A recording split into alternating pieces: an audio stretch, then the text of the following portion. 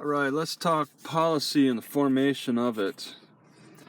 It comes from Charles Linbloom's The Science of Muddling Through, out of the book Public Administration. And they really muddle through policy, okay? These lawmakers, they don't really have the best reasons for certain policies.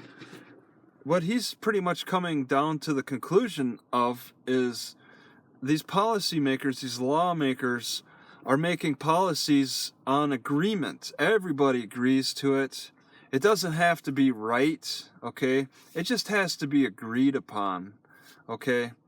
And they could compare a policy such as working on your car in the city and compare it to maybe other cities and see how that works out. Okay, is this fair? Does it look like it's fair? Okay, there's a lot of bias that goes into the decision making for this policy.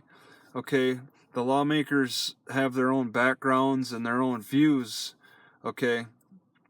And when they try to agree on what sounds good, it's comes with a lot of bias in the policy. No working on your car on the side of the road, but the enforcement is a different issue, of course. The judicial system and how they interpret what these muddled through policies are. Maybe that's the problem. The judicial system kind of is maybe looks at the lawmakers as not being the most competent people for agreeing together on these laws. That's why lawyers tend to run for politics. Lawyers also run for being judges. They understand that a lot of these decisions that are made aren't exactly right. Aren't whatever there's a word that they said. I didn't highlight it too. What objectives do these policies achieve? All right, there's ways that you can measure. You could do a study a little bit for certain policies. Like, what if we started writing more tickets for people who are working on their cars in parking lots? What objective is that going to achieve? Okay, well, that'll reduce people. That'll discourage people from working on their cars anywhere in the city. Is that really an objective? Is that a positive objective?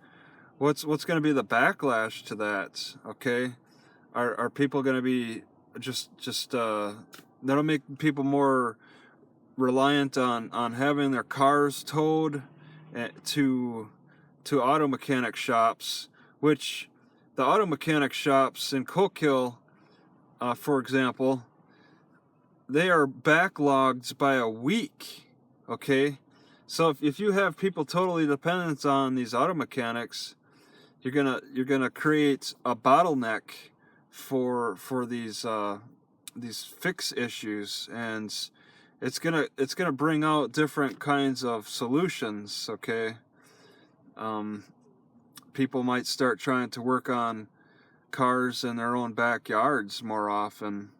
Maybe set up little shops to circumvent the rush, the overflow of business in the shops, and then that's going to create problems in the neighborhood where people are trying to avoid working on their cars in the parking lots or the streets and in the backyards, and that'll cause the neighborhood's property values to drop. I mean, there's all kinds of things to think about, and that's stuff that you brainstorm, but there's no best policy. It's agreed upon policy. It's where the elected leaders get together and make policy. And I'm talking legal. I've been focusing on legal, But I mean, there could be farm policies with just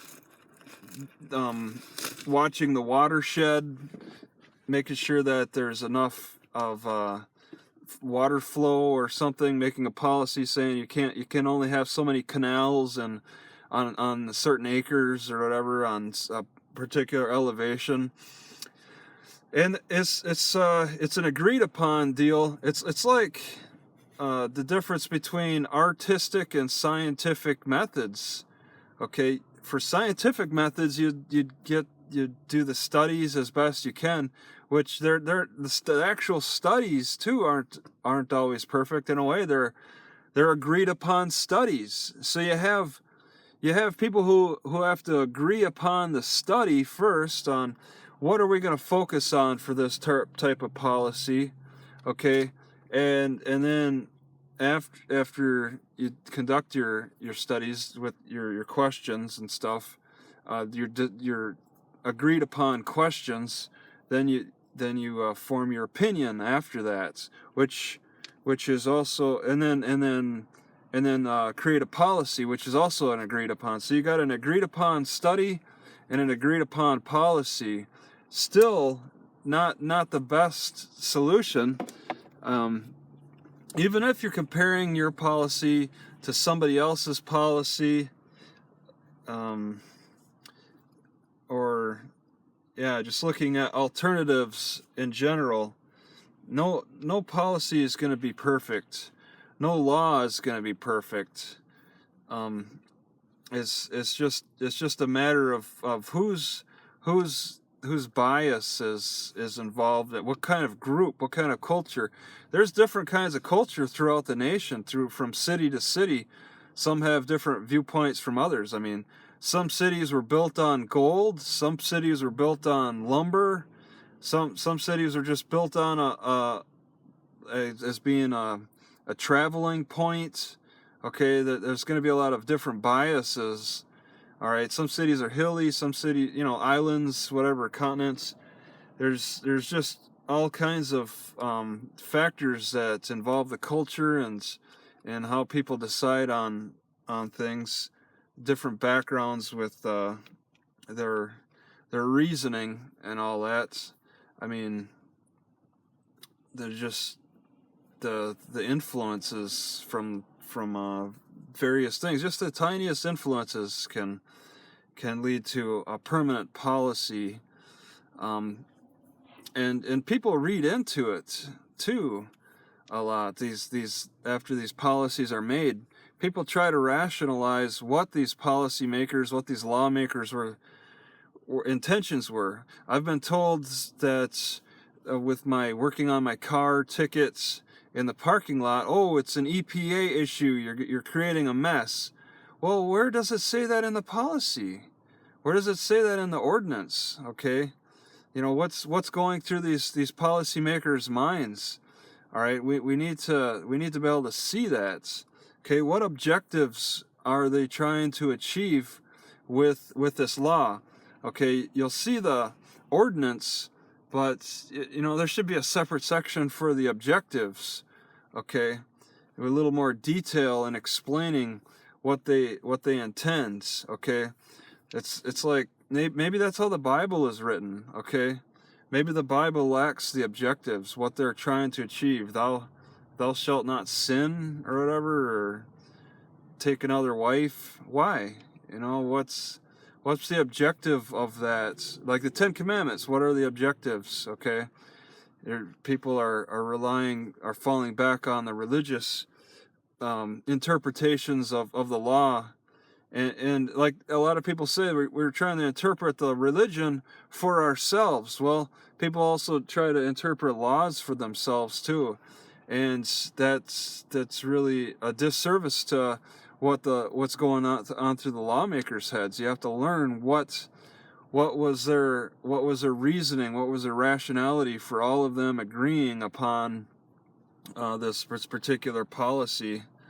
Okay, so that's the theme of this is that it's about people just agreeing together and it's not always the best policy. It's just people agreeing on the study that leads up to it and the policy itself.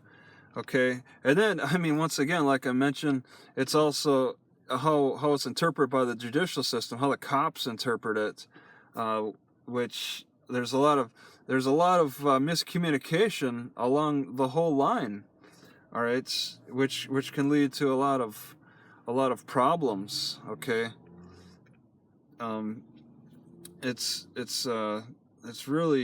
quite a system how it develops.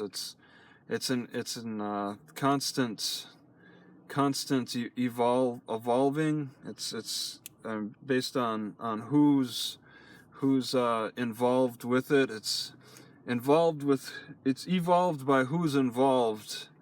Okay, different influences play on how the policy is conducted and all that. Good policy for the root method. There's no standard of correctness. Okay, and how many other policies can you compare it to? All right, you got this no working on your car in the parking lots. What is that comparable to? All right, I could have there's a lot I could have done. I mean, I learned a lot from the trial court, from my trial. I could have compared it to the next city over. A lot of lawmakers like to do that. They'll compare their laws to the neighbor cities, and compare Coquille to the other city just south of it. What is that? Myrtle Point. I could have looked at their ordinances to see how they solve it. Maybe look north, Coos Bay, see what they say about working on the car. I mean, people like argue that it's like a universal law. Really, that's interesting. I guess I never paid attention to it, and it'd be interesting to see how universal this type of thing is. Okay, because Coquille seems to focus on the car sales aspect, but somehow it's spilled over to parking lots too now. Test agreement, agreement on value. So it's not so much that even when they agree on it, it's not like they agree on the perfect solution. It's just they're able to agree, because there's some people that have disagreements, so the policymakers have to negotiate terms for reaching the best policy based on the disagreements and agreements. Okay, what one person says, it's hard to say. It could have been an EPA issue with working on your car in the parking lot. That could have been the objective. We're trying this ordinance is trying to actually abide by EPA and save the environment. The city ordinance, the whole theme, the whole objective could be to preserve the environment. Maybe that's it. Okay, then are they going to say that directly in the ordinance? All right, it's up to us to interpret that. Okay, it can't explain every little law in detail. It would need a lot of little star asterisks next to the policy, and then you read about whatever the meaning in a separate section. But I tried to look for their rationality, and you really, for such a small town, the newspaper seems to ignore a lot of these arguments. Okay, and the newspaper would be like the number one source, because the city doesn't save it. They don't record anything. So it's hard to say if that works for or against. But you want to compare as much as possible. It's better to get as many comparisons as you can. That way you can look for a bit of a theme and consistency, as opposed to just only comparing to one, or just comparing to what you think is the best ideal policy.